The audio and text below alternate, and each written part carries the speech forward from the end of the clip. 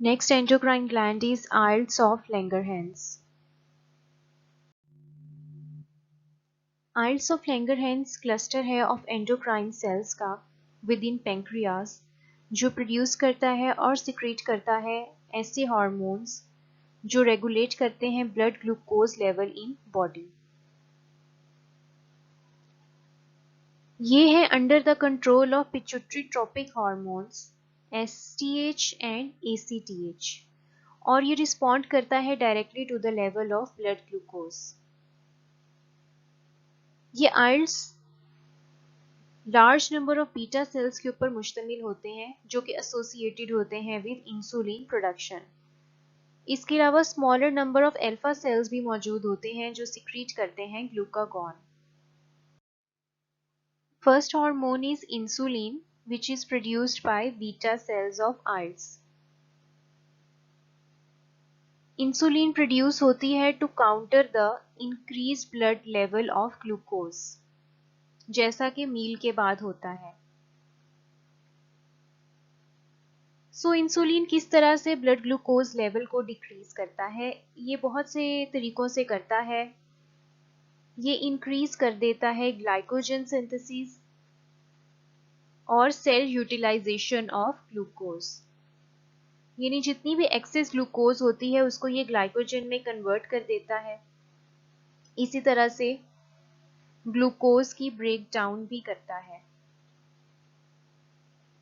ये स्टिम्युलेट करता है conversion of glucose into lipid and protein जिससे ग्लूकोज लेवल मजीद डिक्रीज हो जाता है।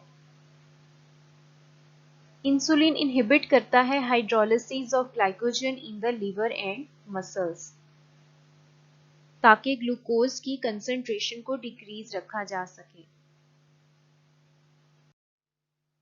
The inability of islet cells to make insulin या फिर failure to produce sufficient amount of insulin to control blood glucose level can result in a disease like diabetes mellitus. अब इस disease के symptoms क्या हैं? ये डिजीज का पहला सिम्टम है high level of blood sugar. इसी तरह से यूरिन के अंदर भी शुगर की कंसंट्रेशन हाई हो जाती है। ब्लड के अंदर और यूरिन के अंदर शुगर की कंसंट्रेशन हाई होने की वजह से बॉडी का ऑस्मोटिक बैलेंस डिस्टर्ब हो जाता है जिसका इफेक्ट नर्वस सिस्टम पे भी पड़ता है।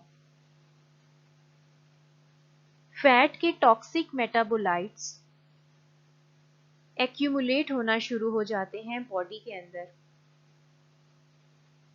इसी तरह से किडनी से बहुत सारे मेटल केटाइंस जो हैं वो भी लॉस्ट हो जाते हैं और बॉडी डिहाइड्रेटेड हो जाती है।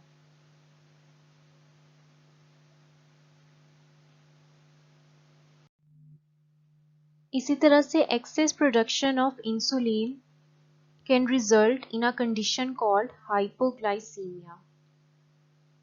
Hypoglycemia में यूटिलाइजेशन ऑफ शुगर इतनी ज़्यादा हो जाती है कि blood glucose level normal range से बहुत नीचे गिर जाता है जिसके बहुत सारे साइंस एंड सिम्टम्स हैं, बट इसका मोस्ट हार्मफुल इम्पैक्ट है नर्व्स पे और मसल फंक्शनिंग पे।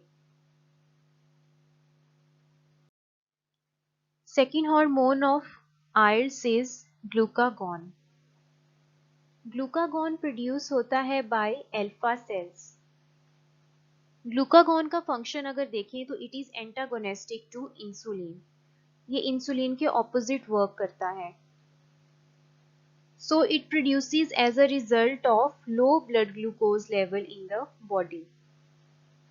ये इंक्रीज करता है ब्लड का glucose level in a variety of ways like break down of glycogen to glucose in the liver and muscles.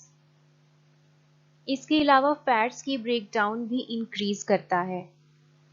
That also results in the increase in glucose level.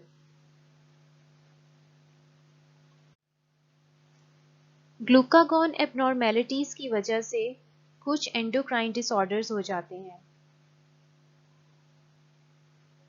Tumours in beta cells will cause excess glucagon secretions.